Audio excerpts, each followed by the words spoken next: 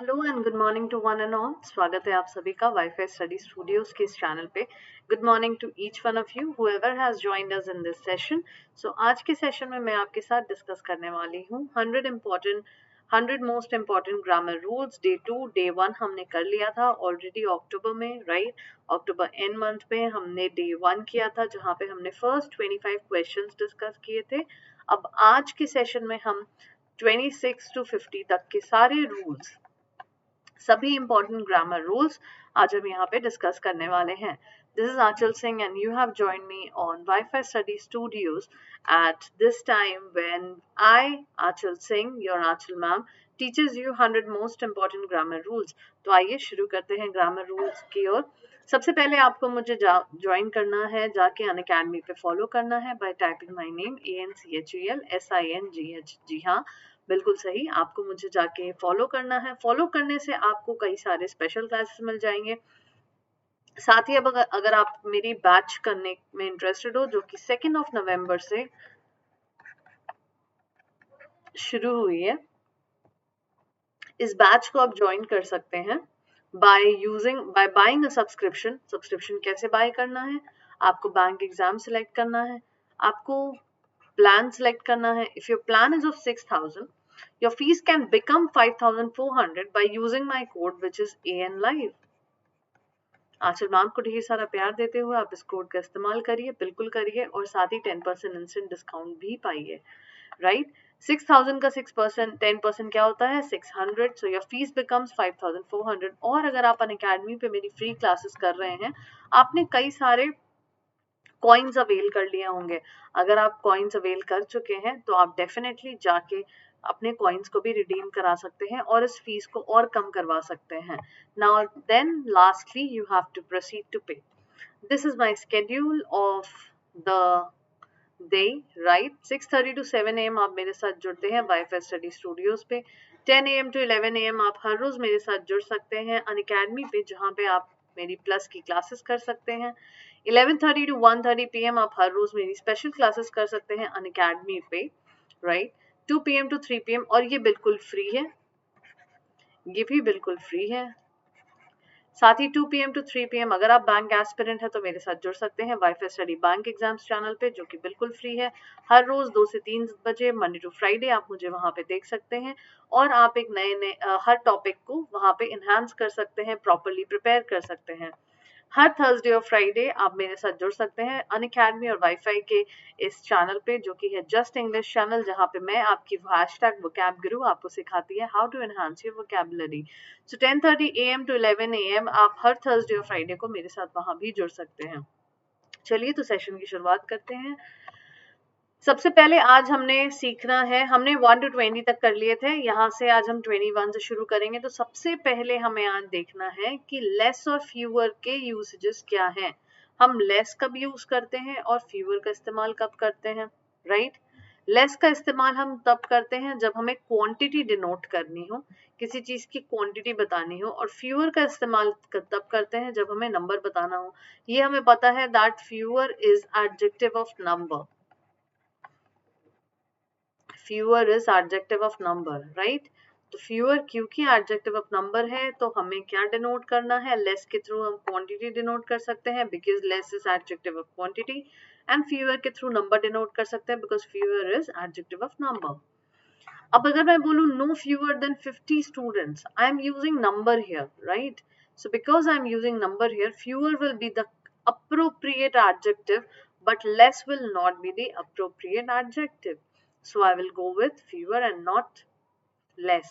Similarly अगर हम बात करें 5 liters of water, तो water को हम क्या करते हैं? क्वांटिफाई करते हैं।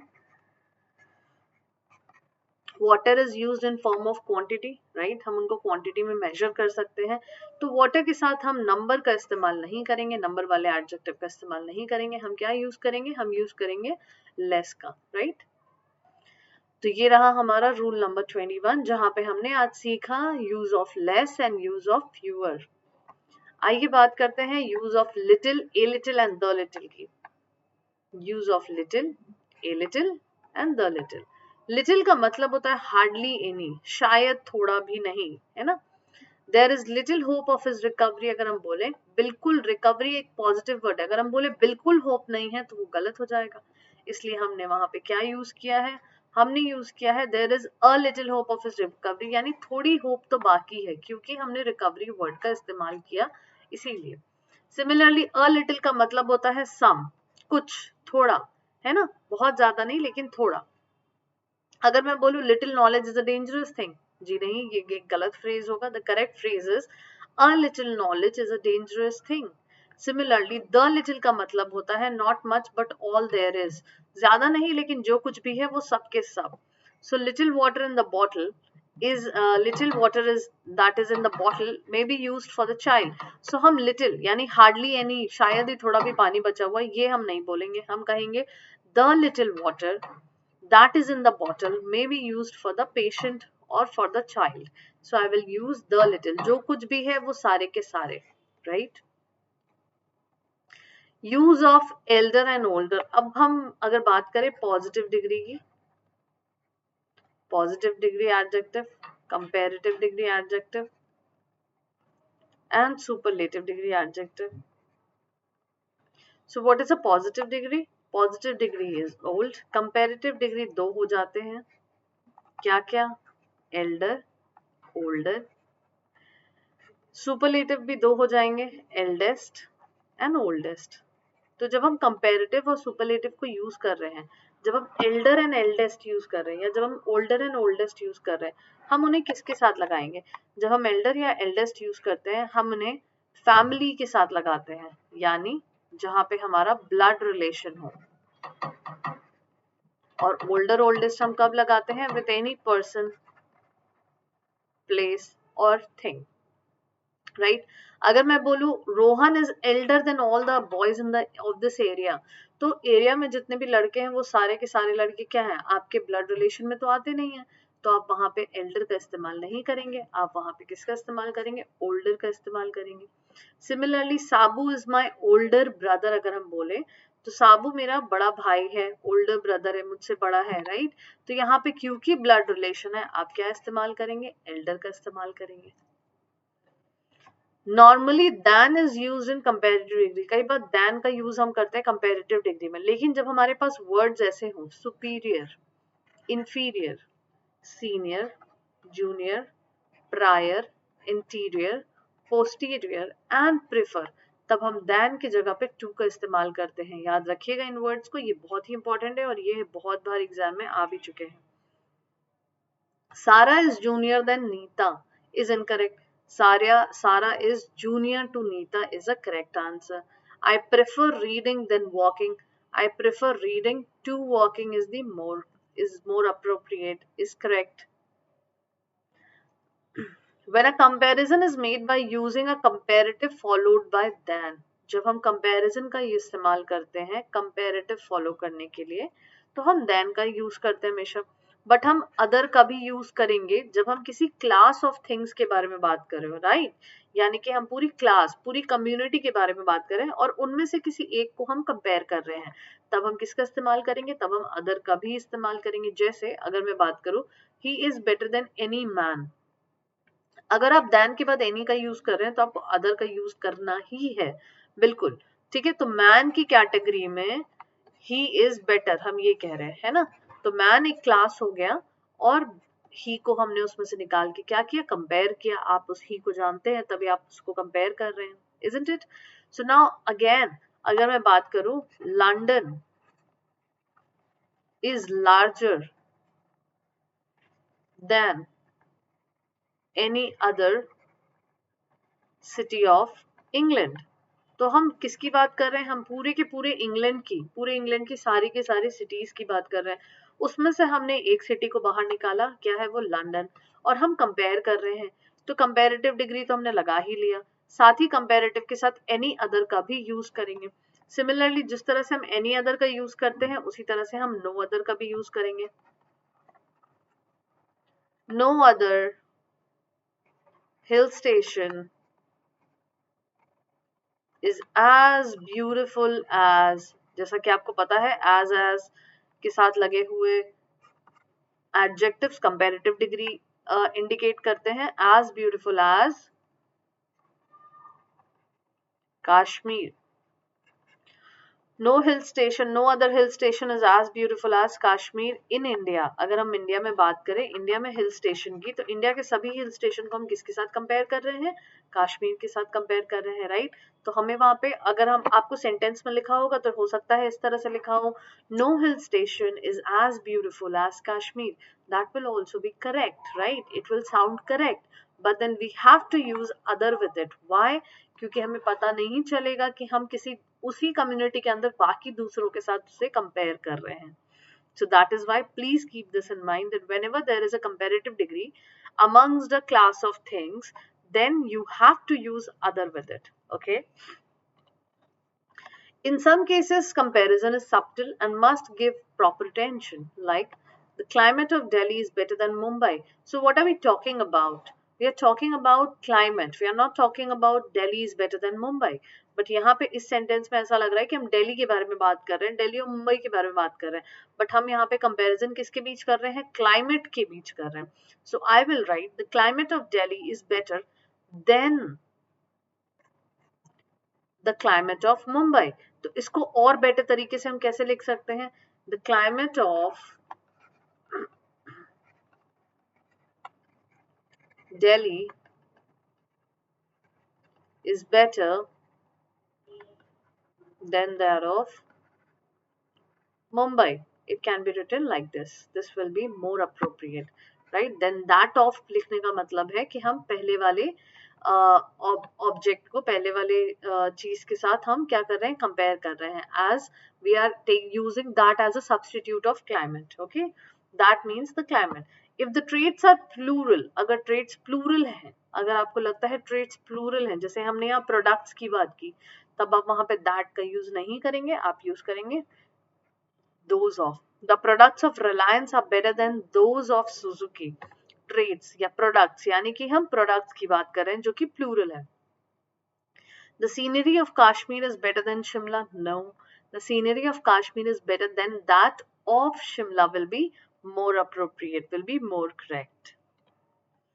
Many a का इस्तेमाल हम कब करते हैं? many a का इस्तेमाल हमेशा सिंगुलर वर्ब के साथ किया जाता है, याद रखिएगा, राइट? चैनल को लाइक शेयर और सब्सक्राइब करना ना भूलें, साथ ही सेशन को भी ढेर सारा लाइक करें और आंचल मैम को जाके अनअकैडमी पे फॉलो करें. Many a student were drowned in the river. जब आप साउंड बोलेंगे तो वो साउंड सही करेगा, but then this is incorrect. Was drowned in the river will be the correct answer. If the subject is the number of, अगर आपका subject the number of से शुरू होता है, right?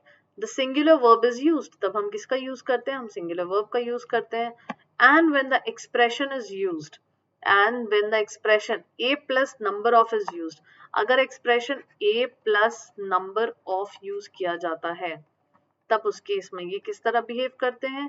ये प्लूरल बिहेव करेंगे. The number of singular and a number of plural. ऐसे याद रखिए, जब कोई चीज डेफिनेट होती है, एग्जैक्ट होती है, तो वो एक होती है, वो सिंगुलर होती है. और जब कोई चीज इनडेफिनेट होती है, यानी इनडेफिनेट आर्टिकल के साथ अगर लग रही हो, ए या एन के साथ लग रही हो, तब वो हमेशा क्या हो जाती है? वो प्लूरल हो जाती है. So a number of will be plural and the number of will be singular. The number of students are very small, right? The number of students are very small is incorrect. The number of students is very small. Similarly, a number of girls has passed in the examination. No, a number of girls have passed in the examination will be more appropriate. When as well as, जब हम as well as, along with, together with, no less than, in addition to, not with को join करते हैं किसी दो subject के साथ, verb को हम यूज करते हैं फर्स्ट सब्जेक्ट के अकॉर्डिंग. फर्स्ट सब्जेक्ट के अकॉर्डिंग वर्ब का इस्तेमाल करते हैं, राइट? जैसे फर्स्ट सब्जेक्ट का इस्तेमाल करते हैं, यानी कि आपके बीच में, आपके सेंटेंस के बीच में कोई भी कनेक्टर लगा हो, उसका असर आपके वर्ब के ऊपर नहीं होना चाहिए. क्यों? क्योंकि आपका वर्ब सिर्फ और सिर्फ फर्स्ट सब्जेक्ट को ही फॉलो करेगा. कैसे? आइए देखते हैं. Ram as well as his 5 friends are going. यहाँ पे फ्रेंड्स है इसीलिए आर लगा हुआ है, बट मैंने बोला आपको कि ऑलरेडी रूल बना हुआ है कि एज वेल एज जैसे कनेक्टर्स जब लगते हैं तब हम हमेशा फर्स्ट सब्जेक्ट को फॉलो करते हैं. तो आपका फर्स्ट सब्जेक्ट क्या है? सिंगुलर.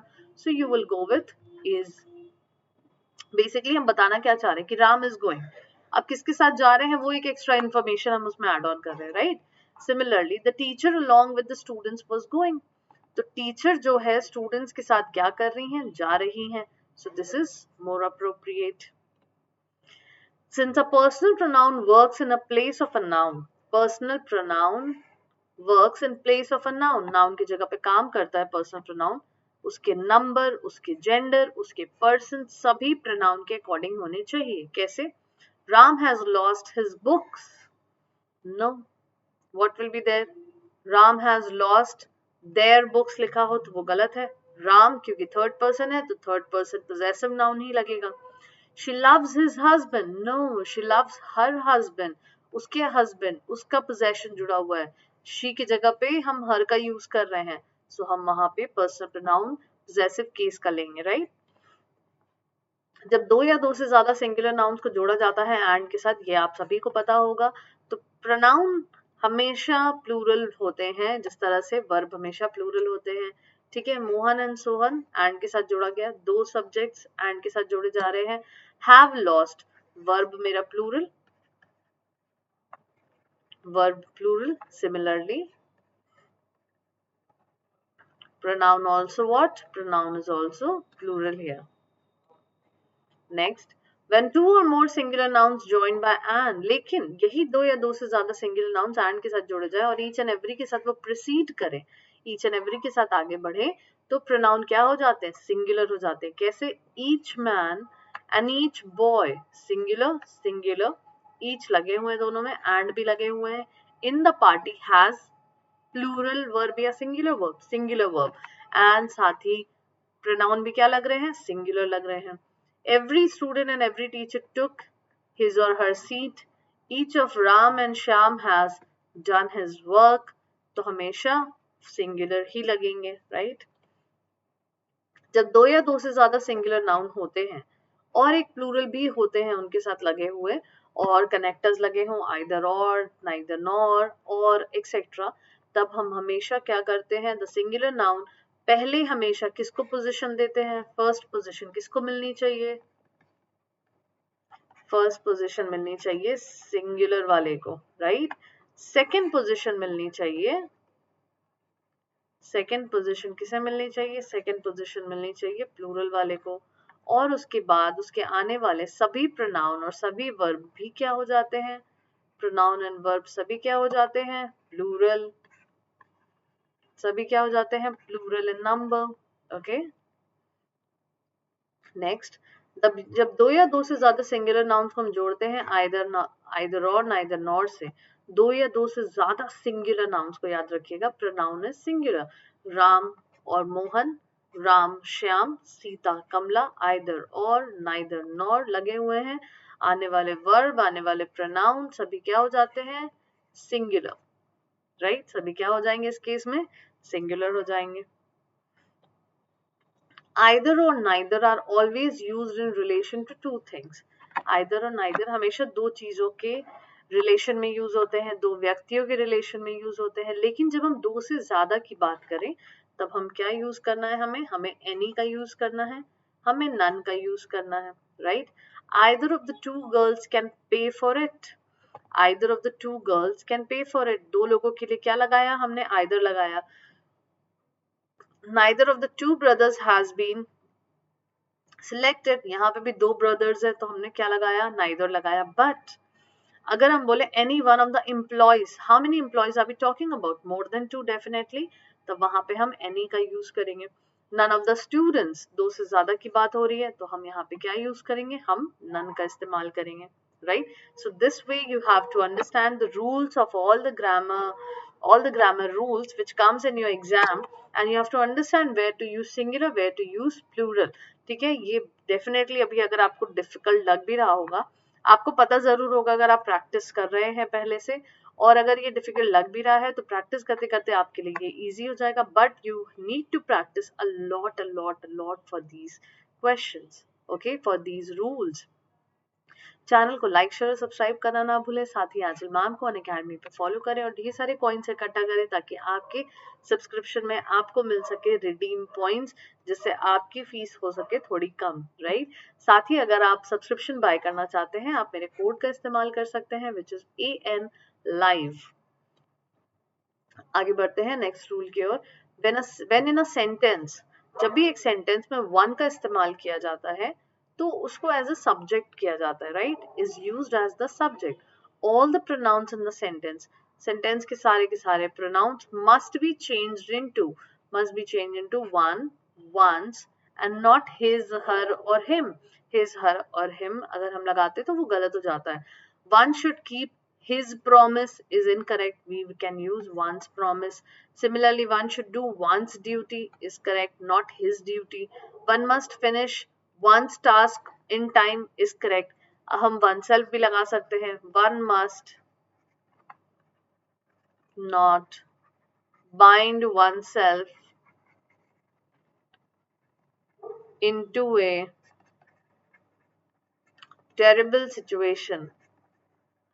हम वन सेल्फ का भी इस्तेमाल कर सकते हैं, राइट, लेकिन वन सेल्फ का इस्तेमाल करने के लिए हमारे साथ लगे हुए वर्ब्स क्या होने चाहिए?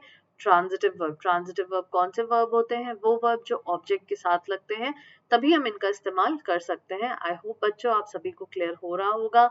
ये सारे रूल्स काफी इजी हैं, काफी बार एरर्स में पूछे जाते हैं, क्वेश्चंस में पूछे जाते हैं। आपको बस इन्हें रिटेन करना है, इनके एप्लीकेशंस को समझना है और इनके साथ इनके रूल्स को देखते जाना है जब भी एरर डिटेक्शंस के कोई भी क्वेश्चन आ रहे हो।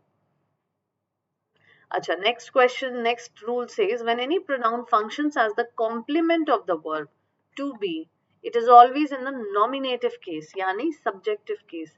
It is me who gave, who have to go. It is me नहीं होगा, राइट, मी यहाँ पे ऑब्जेक्टिव केस बन जाता है, तो हम क्या यूज करेंगे? It is I who have to go. It is him who is to blame. No, it is he who is to blame. It was he who could solve the problem easily. This will be the correct answer. तो जब भी complement कोई भी pronoun function कर रहा हो verb को complement करने के लिए, to blame, to go, to have, to talk, right, तो वहां पे हमेशा हम कौन से केस का यूज करेंगे? हम हमेशा इस्तेमाल करेंगे सब्जेक्टिव केस यानी नॉमिनेटिव केस का। Rule number 38, whenever any pronoun, जब भी कोई pronoun function करते हैं object की तरह, as an object to a verb या object to a preposition, it is an objective case, ठीक है? कैसे? It is for he to consider, no, we cannot use he here, it is for he to consider, गलत हो जाएगा, right? देखिए यहाँ पे preposition लगे हुए हैं, it is for him to consider, preposition के बाद प्रोनाउन जो आएंगे वो ऑब्जेक्टिव केस होंगे और वो भी किसको कॉम्प्लीमेंट कर रहे होंगे? जिस तरह से पहले वाले केस में हमने पढ़ा उसी तरह से कॉम्प्लीमेंट कर रहे होंगे वर्ब को, वर्ब के ऑब्जेक्ट की तरफ फंक्शन कर रहे होंगे, right. Ask he to go, no, ask him to go will be the correct answer. जब दो या दो से ज्यादा सिंगुलर नाउन्स जोड़े जाते हैं एंड के साथ, ठीक है, दो या दो से ज्यादा सिंगुलर नाउन्स और वो दोनों सेम व्यक्तियों के लिए यूज हो, तब उस केस में हमारा जो प्रोनाउन है वो किस नंबर का होना चाहिए? प्लूरल, सिंगुलर नंबर का। और हम इस चीज को रिकॉग्नाइज कैसे करेंगे? हम रिकॉग्नाइज करेंगे with the help of the, अब देखिए लिखा हुआ है the accounts officer and treasurer, sorry, the account officer and treasurer, ठीक है, तो यहाँ एंड के बाद द ट्रेजरर नहीं लिखा हुआ है, तो क्योंकि द सिर्फ एक सब्जेक्ट के साथ लिखा हुआ, which means this is indicating one person. So when there will be one person, when the sentence will indicate any particular person, then definitely I will use a singular verb and a singular pronoun. But अगर यहाँ पे लिखा होता the accounts officer and the clerk should be careful in dash duty of maintaining records, तो अब बताइए यहाँ पे क्या एरर है? यहाँ पे क्योंकि द अकाउंट्स ऑफिसर है और द क्लर्क है, द दोनों के साथ ही लग रहे हैं, अकाउंट्स ऑफिसर के साथ भी और क्लर्क के साथ, यानी दो अलग अलग पर्सन है, they are two person, two different person. और यहाँ पे क्योंकि द सिर्फ एक के साथ लगा हुआ था, so it was indicating only one particular person who owns to designation. Okay, so यहाँ पे हम क्या यूज करेंगे, in their duty. The correct answer will be plural form of pronoun. So इस तरह से हम पहचानेंगे with the help of the. So if it is indicating two person, we will use plural. If it is indicating single person, we will use singular. When a personal pronoun is connected by a conjunction, जब कोई personal pronoun conjunction के साथ connect किया जाए, ठीक है, वो हमेशा objective case में होते हैं. जैसे these clothes are for you and I will be incorrect. The correct answer will be these clothes are for you and me. So these were the 100 most important rules, day 2. And I hope you have learned a lot from this session. If you have learned a lot, please do like the session and also like, share and subscribe the channel. I will see you tomorrow with the next session where we will be discussing some other topics, and definitely we have to complete these 100 rules. Sathi, you can go and follow me on Unacademy by typing my name ANCHALSINGS, and also you can use code ANLIFE for buying the subscription and joining my batch, which has begun just now from 2nd of October onwards. See you guys in the next class. Thank you for joining me in the session. It was really nice having you people here. Till then, take care. Goodbye. Have a good day.